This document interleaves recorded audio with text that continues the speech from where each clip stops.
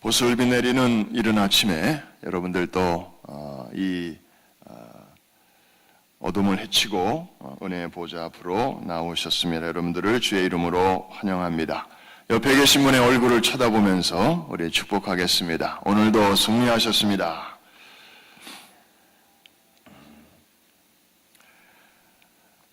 오늘의 양식, 원래 말씀은 베드로 전서 1장 3절로 5절인데 그것은 여러분들이 개인적으로 참고하시고 같은 흐름으로 시편 12편의 말씀을 우리 같이 보겠습니다.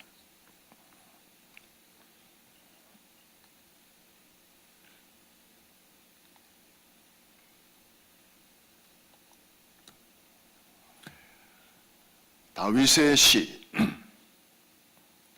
인도자를 따라 8째 줄에 맞춘 노래라고 되어 있고 우리 1절부터 8절까지 다 같이 한 음성으로 같이 읽겠습니다. 시편 12편 시작. 여호와여 도우소서. 경건한 자가 끊어지며 충실한 자들이 인생 중에 없어지나이다. 그들이 이웃에게 각기 거짓을 말하며 아첨하는 입술과 두 마음으로 말하는도다. 여호와께서 모든 아첨하는 입술과 자랑하는 혀를 끊으시리니 그들이 말하기를 우리의 혀가 이기리라. 우리 입술은 우리 것이니 우리를 주관할 자 누구리요 하미로다. 여호와의 말씀에 가련한 자들의 눌림과 궁핍한 자들의 탄식으로 말미암아 내가 이제 일어나 그가 원하는 안전한 지대에 두리라 하시도다. 여호와의 말씀은 순결하며 흙 도가니에 7번 단련한 은 같도다. 여호와여 그들을 지키사 이 세대로부터 영원까지 보존하시리이다. 비열함이 인생 중에 높임을 받는 때에 악인들이 곳곳에서 날뛰는도다. 아멘. 오늘 주제가 안전입니다. We are safe. 우리는 안전하다. 저는 이 제목을 보면서 일단 마음이 이렇게 솔깃했습니다. 왜냐하면 우리는 결코 안전한 시대를 살고 있지 않기 때문입니다. 어느 것 하나 정말 100% 완전하다 이렇게 말할 수 있는 곳이 그나마 해 아래 없지만 점점 이제 줄어드는 것 같습니다. 제가 몇 년 전에 아틀란타에 있을 때 큰 쇼핑몰이 있었는데 그 쇼핑몰의 한 섹션이 귀금속을 취급하는 그런 곳이었습니다. 그래서 거기에는 아주 큰 금고가 있었고 아주 귀중품들, 현금과 함께 그 금고에 보관을 하고 있었습니다. 보통 금고가 아니었고 2중도 모자라서 3중으로 이렇게 겹겹이 아주 단단하게, 그래서 아무도 열 수 없도록, 주인 외에는 거기에 접근할 수 없도록, 그래서 주인조차도 자기 집보다는 이 가게에 있는 금고가 더 안전하다고 생각을 해서 그냥 적당한 것은 집에다 보관하고 진짜 중요한 것은 이 가게의 금고에다가 보관을 했고요. 그리고 다른 사람의 물건까지도 이렇게 맡아서 그것까지를 거기다가 다 넣었는데 어느 날 밤사이에 도둑이 든 거예요. 그런데 이 점도둑이 아니고 아주 이 전문, 그런 거를 또 전문으로 하는 그런 강도단이 밤사이에 들어와서 아주 정교한 전기 그 톱으로 그 금고의 한쪽 벽을 이렇게 다 이렇게 잘라가지고 그 안에 있는 것들을 몽땅 가져갔어요. 그 주인이 한국 사람이었기 때문에 신문에도 나고 또 그게 아주 장안에 화제가 됐었어요. 그런 일을 당한 장본인은 너무 허망해서 하늘만 쳐다보고, 물론 저희 교회는 아니었고 그래서 신앙이 좀 이렇게 있는 둥 없는 둥 그런 분이었는데, 그래서 저희 이제 성도 한 분이 어떻게 이렇게 연결이 돼서 매일 먹을 걸 싸가지고 그분을 이렇게 찾아가서 전도도 하고 또 위로하면서, 왜냐하면 되게 그런 일을 당하면 사람이 너무 충격을 받기 때문에 극단적인 생각을 하거나 그런 일이 많습니다. 그래서 옆에 이렇게 있어주고 당신은 혼자가 아닙니다. 자꾸 이렇게 위로를 해주고 그런 시간이 필요합니다. 그런 일을 보면서 저도 그랬고 모든 동포들이 한결같이 드는 생각이, 아니 거기마저도 뚫리면 그 삼중으로 된 금고마저도 안전하지 않다면 정말 이 지상에는 정말 안전한 곳이 없구나. 그냥 생각으로만이 아니라 실제로 그런 생각을 아주 절감한 적이 있습니다. 그러면서 우리는 속에서 묻습니다. 진짜 안전한 곳은 어딘가? 정말 마음 놓고 우리가 맡길 수 있고 그리고 좀 안심할 수 있는 그런 곳은 없는가? 그 성경을 읽다 보니까 있다라고 성경은 말씀하고 있습니다. 안전지대가 있다. 그래서 눈이 번쩍 뜨여서 이렇게 보니까 오늘 시편 12편 5절 말씀에 그 말씀이 있어요. 5절 다시 한번 여러분도 눈을 크게 뜨고 같이 한번 읽겠습니다. 시작. 여호와의 말씀에 가련한 자들의 눌림과 궁핍한 자들의 탄식으로 말미암아 내가 이제 일어나 그를 그가 원하는 안전한 지대에 두리라 하시도다. 안전지대가 있습니다. 있습니다. 과연 그것이 어딜까? 우리가 성경에서 쭉 찾아보니까 첫째, 예수 그리스도 안에 우리의 진정한 영혼의 안전지대가 있습니다. 구약 성경에 보면 가나안 땅 곳곳에 하나님께서 이 진리를 설명해 주시려고 도피성이라고 하는 그러한 도시를 6군데를 지정해 놓으셨습니다.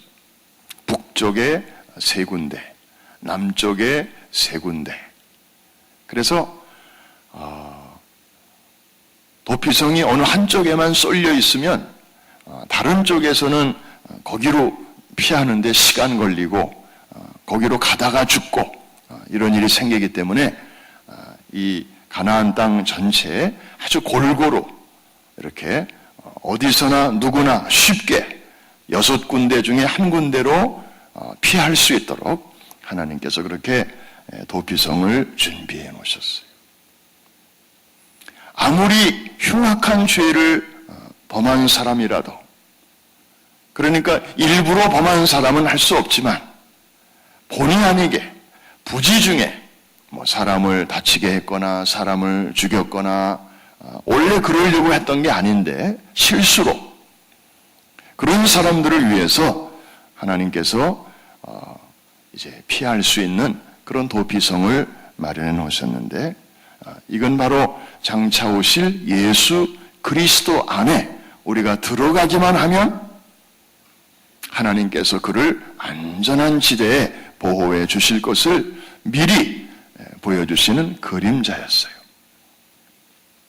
전에도 자주 말씀드렸습니다마는 등산을 하다가 산불이 갑자기 났을 때 당황해야 되죠. 바람이 막 부는데 어디로 가면은 제일 안전할까요?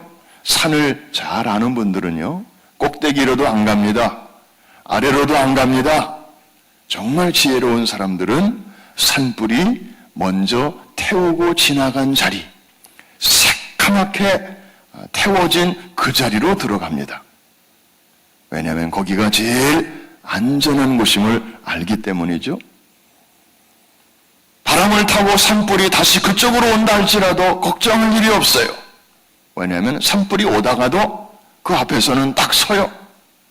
왜냐? 아까 태웠기 때문에 더 이상 태울 게 없어요. 그래서 오히려 성한 나무들이 많은 곳으로 불이 다 피해가요. 옮겨가요. 이해가 되시면 아멘? 오래전에 하나님의 무서운 심판의 불이 한번 태우고 지나간 자리가 있었습니다. 거기가 바로 갈보리였습니다. 거기가 바로 골고다 언덕이었습니다.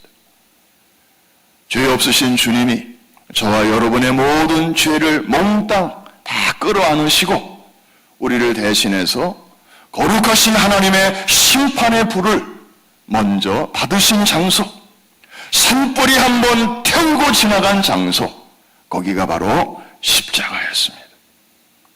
그러므로 누구든지 그리스도 예수 안으로만, 거기로만 피해 들어가면 이제 두 번째로 다가오는 무시무시한 심판의 불이 온 인류를 향해서 다가오고 있는데 그 심판에 우리가 해당되지 아니하고 하나님의 영원한 보호를 받게 되는 줄로 믿습니다. In Christ, 예수 그리스도 안에 우리의 진정한 안전지대가 있는 줄로 믿습니다.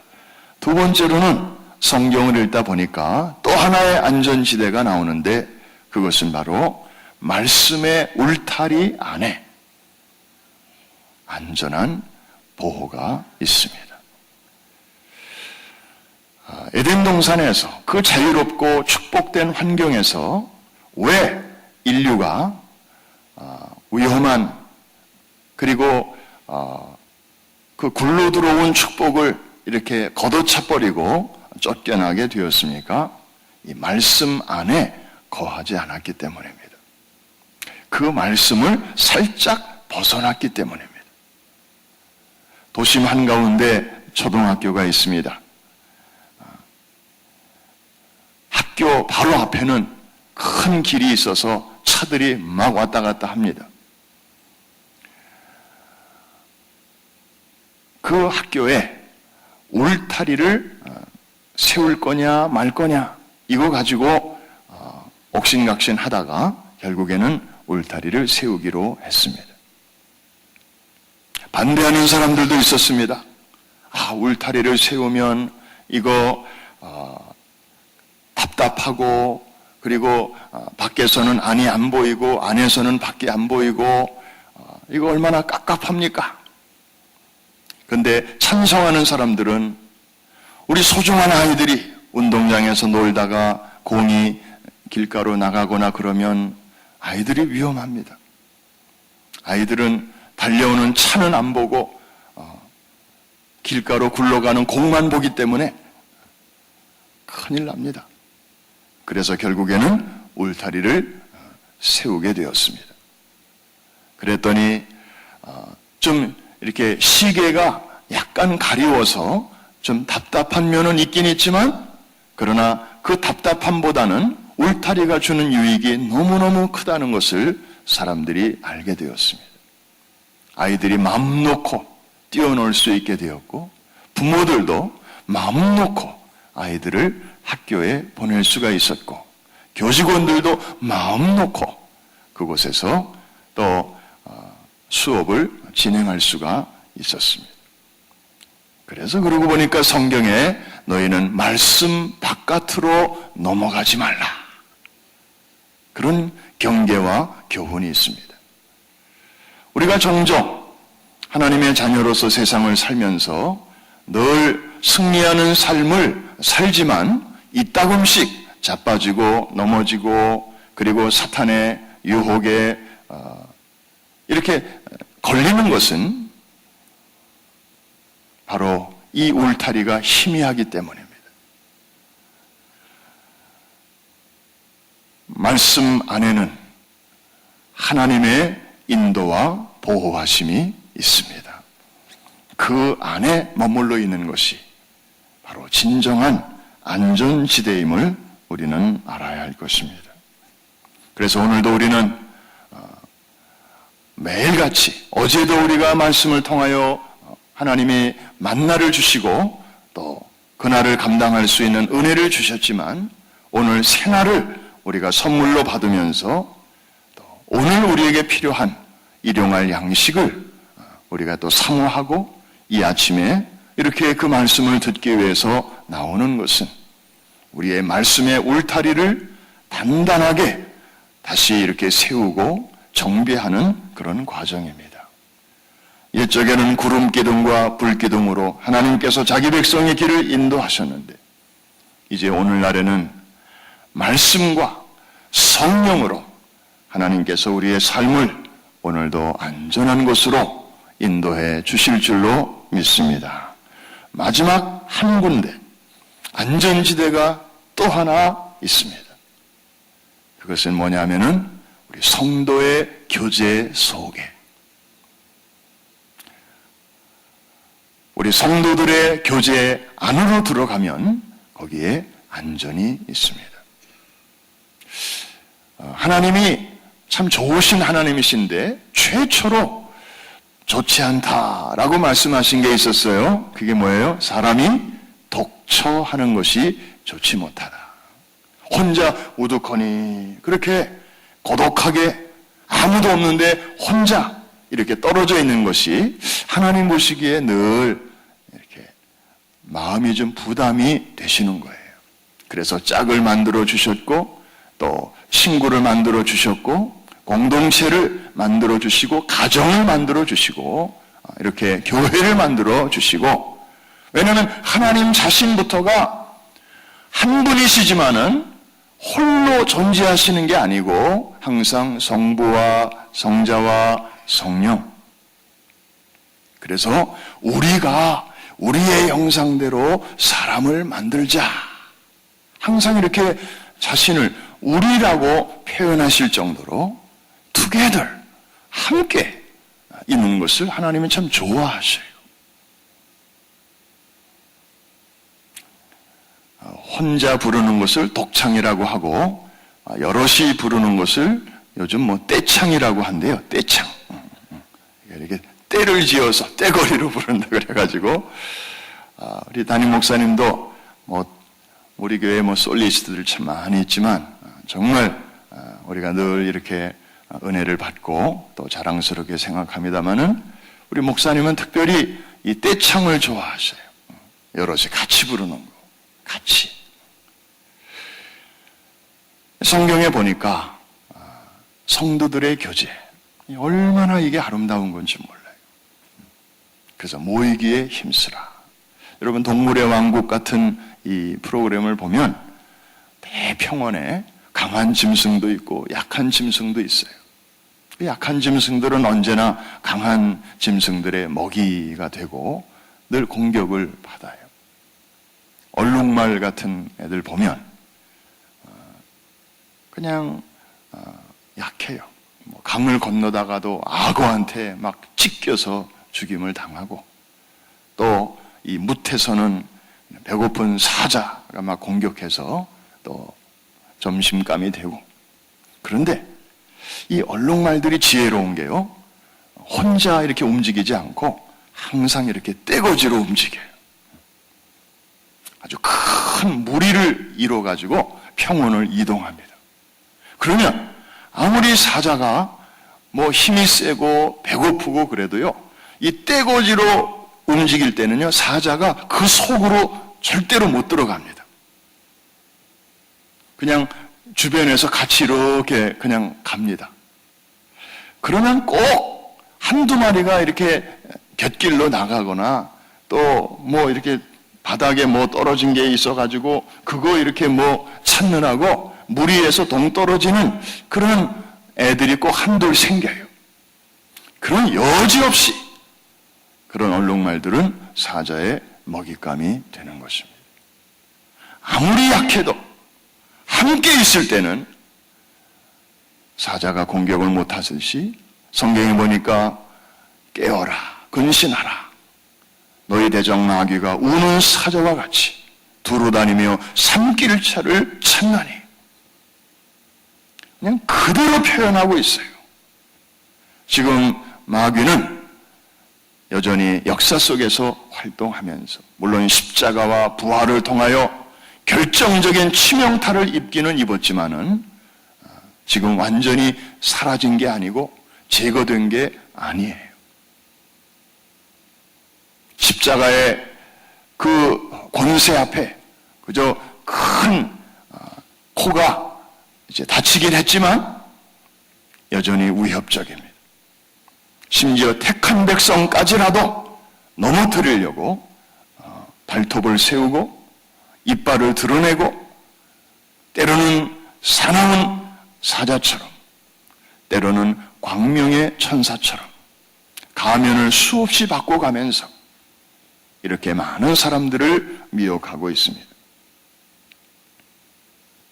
우리도 인간적으로는 참 약해요. 내세울 게 그렇게 많지 않아요. 그러나 우리가 성도의 교제 안에 늘 머물러 있을 때 사탄이 감히 우리를 건드리지 못하고 하나님의 인도와 보호 속에 우리가 하루하루 또 순례의 행진을 계속하게 되는 줄로 믿습니다. 그러므로 마지막 때가 가까울수록 사람들은 저마다 조급하고 그리고 자기 일에 바쁘고 그래서 점점 모이기를 싫어하고 그리고 귀찮아하고 참 목장 예배도 가만히 보면 제가 이렇게 과거와 현재를 비교해 보면 큰 차이가 있어요. 1999년부터 우리가 이제 평신도 목회 쪽으로 이렇게 전환하면서 교역자 중심에서 평신도 지도자 중심으로 체질을 바꾸기 시작했어요.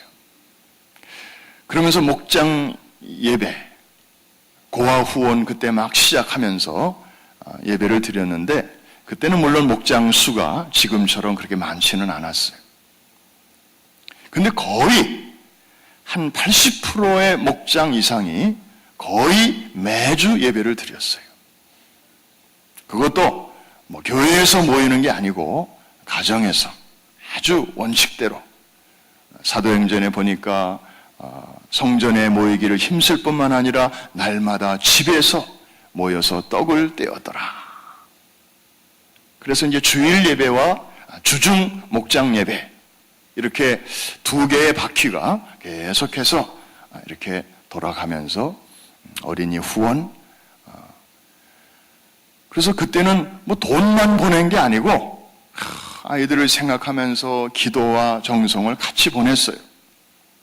근데 이제 이민사회가 계속 바빠지고 september 11이 터지고 막 시스템 나라 분위기 전체가 막 바뀌고 그 다음에 경제가 휘청거리고 막 그러면서 사람들의 마음이 이제 그 이전과 이후가 많이 달라졌어요.